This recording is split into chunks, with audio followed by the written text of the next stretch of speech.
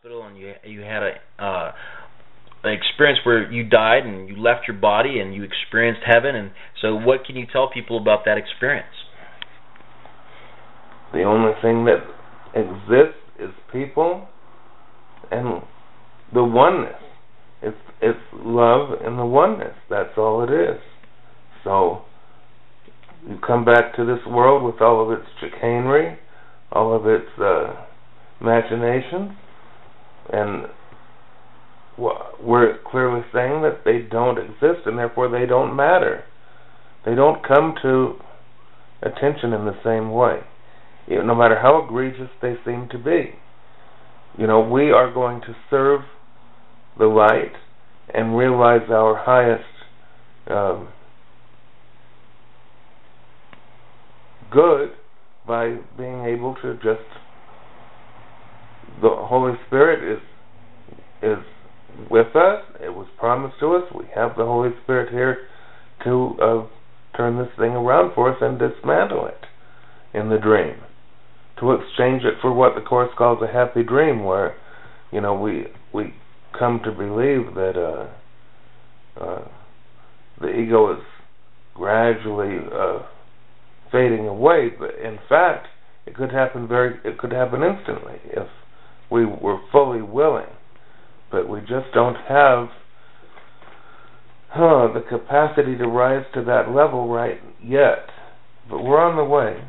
So you're saying exchange the unhappy dream for the happy dream?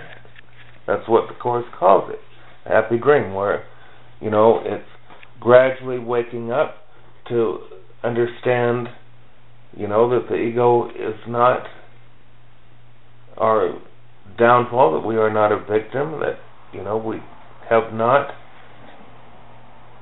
fallen, couldn't have. Okay, so as we begin to understand those things, then we can turn with confidence to the divine for inclusion, support, encouragement, assistance, information. This is all offered. It's available. We should not be going to the divine with please to, protect us from terror of Gaddafi or something, even while we're encouraging the government to drop cluster bombs and, apparently they're saying Gaddafi is dropping cluster bombs. They're accusing him of this bank that helped finance Gaddafi and him purchasing these bombs, these cluster bombs. Right. But the truth is, Israel goes around bombing the Palestinians using weapons with cluster bombs made in the United States, no less, with taxpayer money, and it's a violation. It's not a theoretical violation. It's a literal war crime, and they get away with it all the freaking time. So I imagine if we look back to who's really dropping cluster bombs, it would be very similar. So it's a very, very sick situation, and it's very horrifying. There's no way that we can say that it's nice. What seems to be this realm is not nice. Not at all. Mm-hmm. So once again, the bottom line here is that we have to be shine the light into the dark world, and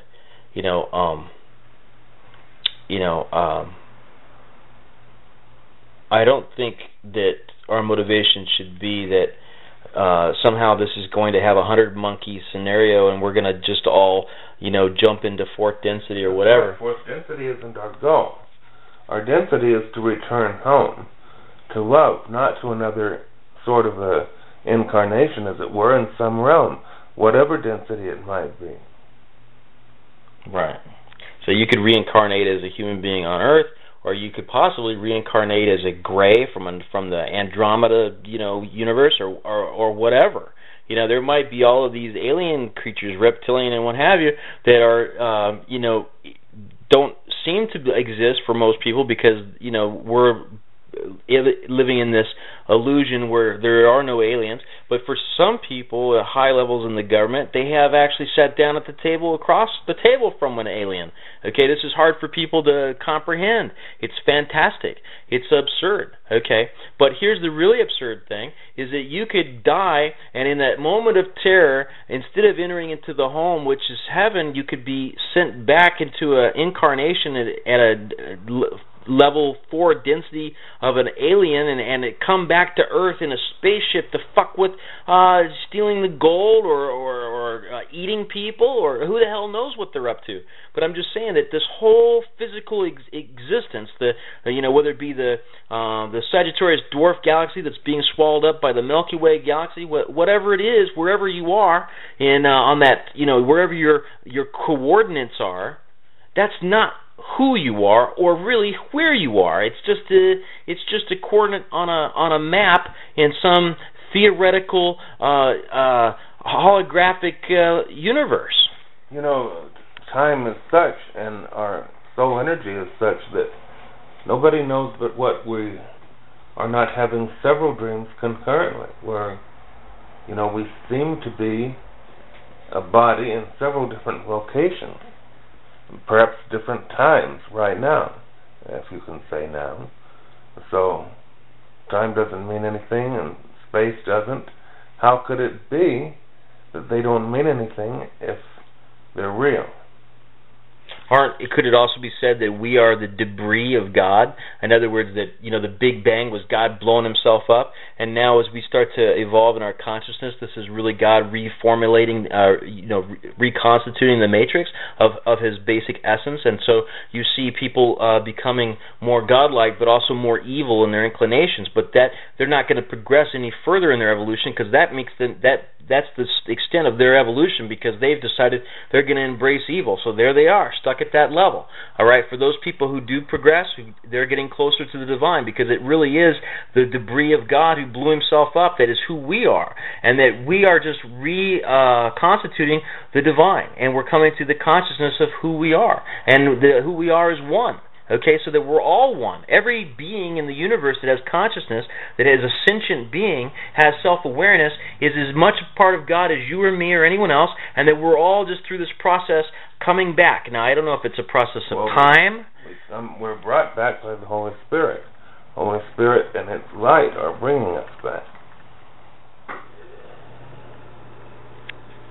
Right, and you're saying it can happen in an instant. So, this 100 monkey thing might not be limited to just planet Earth. It might be the entire freaking galaxy that needs to pop. Right? I wouldn't doubt it. We had an experience here on planet Earth about Buddha, and we had an experience on planet Earth about, Jesus, Bar Joseph, son of Joseph, who was born in Palestine, who people refer to as the Christ, okay? Well, it's just conceivable that other planets have had their Buddhas and their Jesuses, right? And that people tried to follow the teachings that were presented, and they fell short, or they didn't get it right, or they didn't have the light, or they didn't reach the 100 monkey, or whatever, okay?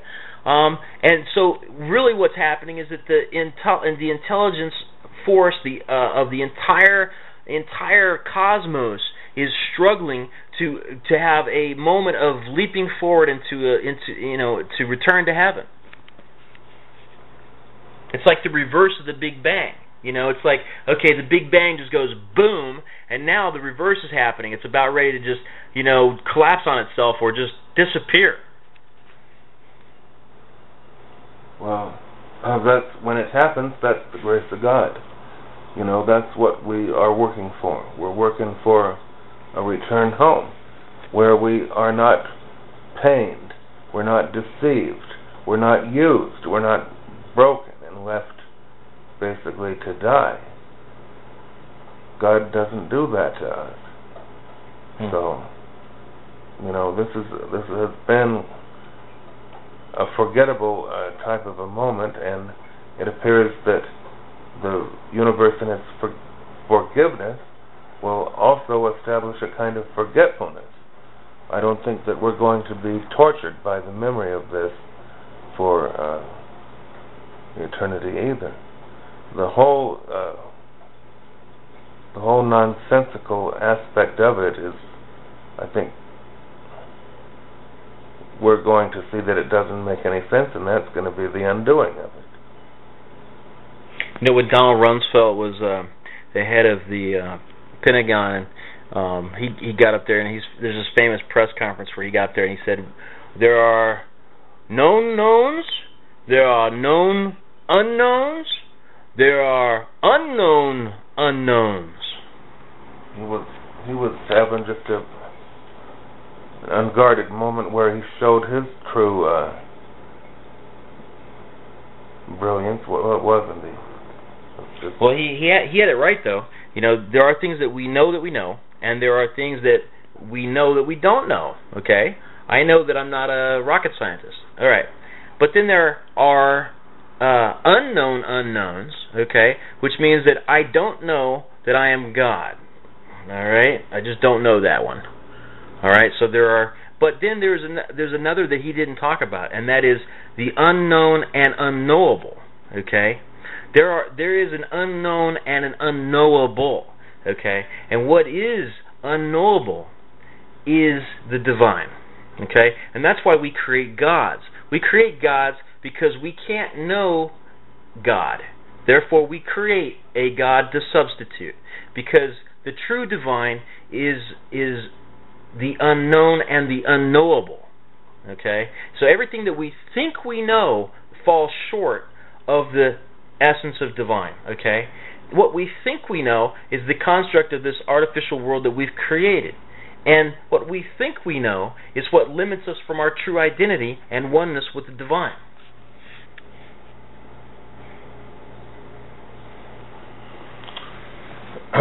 So, the thing is that what is our focus to be here? What are we learning? What are we doing? Well, what we're learning is not helpful. Okay, you know, we need to do some unlearning. So the unlearning will instruct our doing, or will it instruct our being? Will it enable us to be rather than do? Well, there's unknowing that needs to happen, which is just a clever way of saying we need to learn, but really it's more accurate in my view to say unlearn, you know, because we've been taught all this stuff and we don't need to learn more, because that's taking us into the world of our own left brain creation, and that's not helpful. So let's deconstruct that, number one. But that's part of the doing, I guess, essentially. That doesn't really produce our being. It might seem that it's leading us in that direction, but that's a misconception, because you're in the illusion of time. Okay, and in the illusion of time, it appears that things are becoming other than they are. And the truth is, things are never other than what they are. Things are what they are. What is. Okay, so when we truly are able to identify that the divine is both the unknown and the unknowable, then we'll stop trying to learn, because all we're doing is creating a system of theology and intellectual faith that takes us nowhere but death. It's not helping. It's causing the world that we see. It's the insane world. People think they have a core on the truth and they don't. Why? Because they've been learning, and it's doing them no good. Okay? Go to college this day and try to get a job. You're going to end up bussing tables.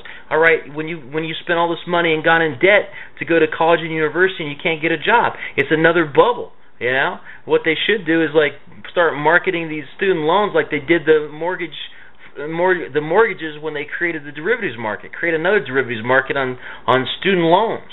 That's the kind of freaking world we live in. That's the kind of freaking world we live in. So it's not about learning, it's about unlearning. There is an element of doing involved, bringing the light down, sitting with the light, loving people, all of that stuff. But the being transformational knowledge is not something we believe, but it's something that we know. We know. We don't believe, we know. So, the thing here is that if we know, then we're going to hear the injunction of the Course, which what the Course is calling us to do, what Jesus is calling for, is that we listen, learn, and do. Okay, that's what our action step is. We're going to listen, learn, and do.